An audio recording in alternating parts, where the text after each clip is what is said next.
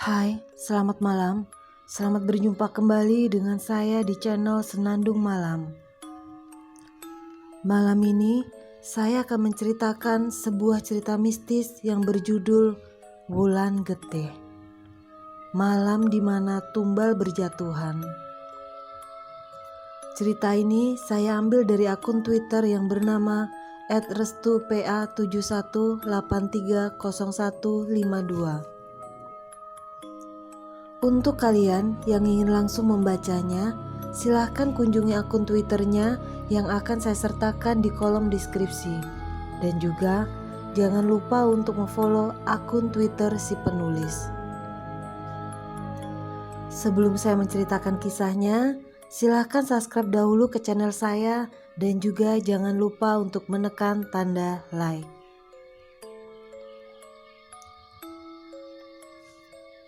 Sebuah desa yang berada di daerah timur pernah menjadi sorotan yang mengerikan dikarenakan banyaknya kasus kematian yang tidak biasa dan menimbulkan banyak pertanyaan.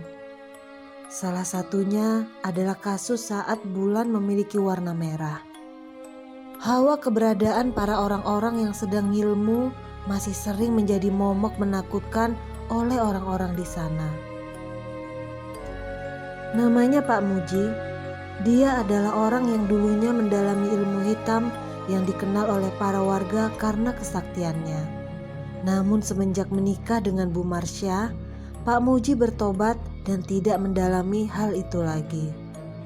Namun ternyata ada konsekuensi yang ia terima. Setiap malam, Pak Muji selalu dihantui oleh orang-orang yang ingin mencelakai anak-anaknya yang kebetulan lahir di Weton Kliwon. Kedua anak-anaknya lahir di Weton Kliwon namun dengan hari yang berbeda. Malam ini bakal ada tumbal, ucap Pak Muji.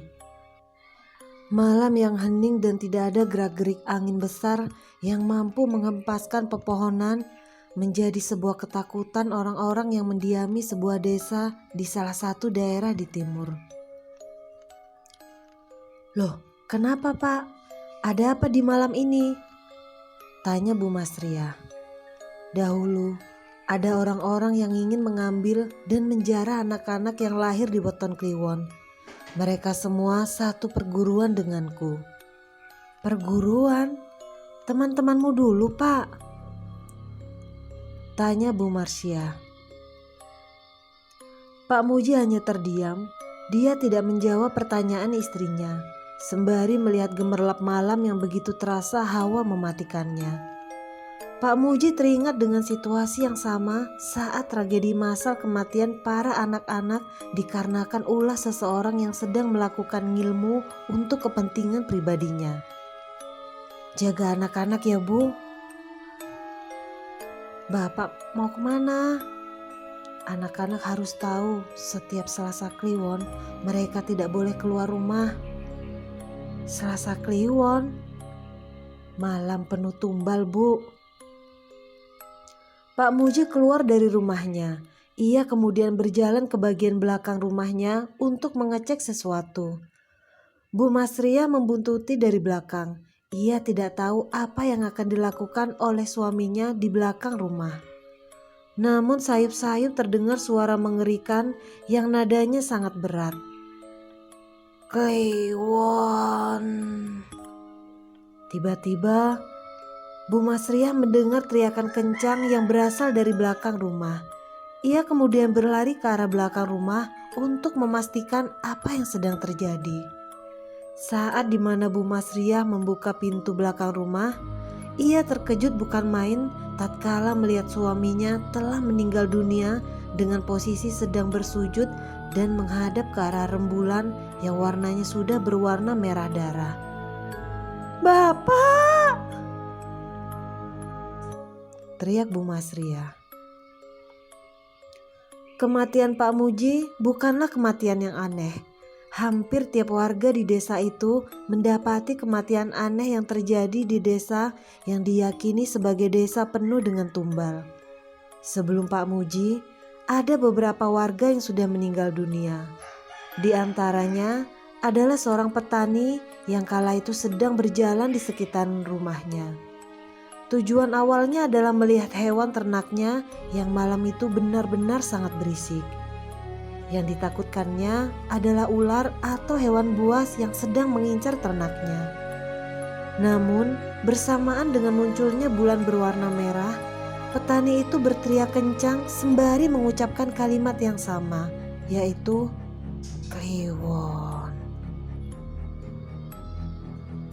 Tak lama kemudian, istrinya mendapati sang petani itu sudah meninggal dengan tubuh yang meringkuk ke bawah seperti layaknya akan sujud. 10 tahun kemudian, Bu Masriah memiliki 2 orang anak. Anak pertama bernama Usman dan paling bungsu bernama Putri. Keduanya sama-sama memiliki kelahiran yang sangat mengerikan. Weton keduanya sama-sama Kliwon. Bedanya, Usman terlahir di Jumat Kliwon, sedangkan Putri ia terlahir tepat di Selasa Kliwon. Pesan yang disampaikan oleh ayahnya sebelum meninggal adalah menjaga kedua anaknya. Entah dengan cara apapun, Bu Masriah harus menjaganya. Ia meyakini ada seseorang yang sengaja membuat teror mematikan seperti ini hanya untuk kepentingan pribadinya. "Bu, aku pulang agak malam ya," ucap Usman. "Kamu mau kemana, Nak?" "Aku ingin main ke rumah temanku, Bu." "Mas, jangan pulang malam-malam. Putri takut," ucap Putri, adik dari Usman. "Kamu takut apa toh? Kan kamu udah besar. Kamu jaga ibu baik-baik ya di rumah." Sebelum pergi, Bu Masriah menyerahkan tasbih milik suaminya. "Nak, kalau ada kilatan cahaya warna merah dan bulan memiliki warna yang sama, kamu jangan pulang ya. Kamu sembunyi di bawah amben atau ranjang." "Loh, ada apa emangnya, Bu?" Bu Masriah meneteskan air matanya. Ia kemudian mencium dahi anaknya itu. Tangisan Bu Masriah benar-benar sangat tulus. Ia tidak mau jika anak-anaknya menjadi korban yang sama. "Kalian berdua lahir di weton Kliwon, Nak. Weton yang diincar para orang-orang yang sedang mendalami ilmu kanuragan." "Ngilmu?" tanya Usman. "Bapakmu meninggal karena itu. Ibu tolong kamu jaga diri baik-baik ya." "Iya, Bu, Usman ingat pesan ibu." Usman pun mencium kening adiknya dan menyalami tangan ibunya. Kepergian Usman yang tepat di hari Selasa Kliwon membuat keresahan dalam diri Ibu Masriah. Pasalnya, selama 10 tahun ini, teror yang sama tidak pernah terjadi lagi. Entah mungkin teror itu sudah selesai atau bagaimana. Namun hati dari Ibu Masriah seperti menyimpan rasa ketakutan yang begitu dalam. Tepat di malam hari, saat itu Bu Masriah masih terduduk di ruang tengah. Ia masih menunggu anaknya sambil memilin tasbih dan berzikir dari hati yang begitu dalam. Allahu, Allahu. Tiba-tiba, kilatan cahaya berwarna merah mulai menerangi beberapa rumah warga. Tidak berserang lama, terdengar suara teriakan dan isakan tangis yang begitu jelas. Bu Masriah segera menuju ke kamar Putri. Ia sudah melihat Putri sudah berdiri tegap seperti orang yang sedang kerasukan. "Putri, Dok, kamu sedang apa?" Putri hanya terdiam. Ia kemudian menundukkan kepalanya dan membalikkan tubuhnya ke arah Ibu Masriah, lalu menatapnya dengan tatapan yang mengerikan layaknya orang yang sedang kerasukan. "Iki Kliwon ya, Bu?" "Iya, Nak. Ini Selasa Kliwon, hari wetonmu.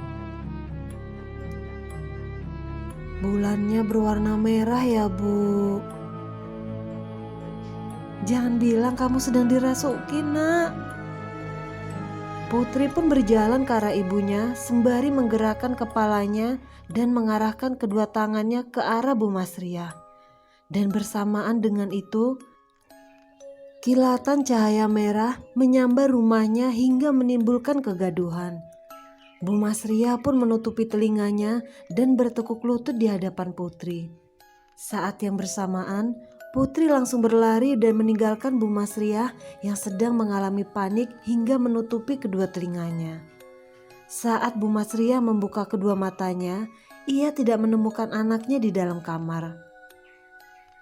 Namun sayup-sayup, suara lari-lari kecil terdengar dari arah belakang rumah. Bu Masria segera menuju ke bagian belakang rumah.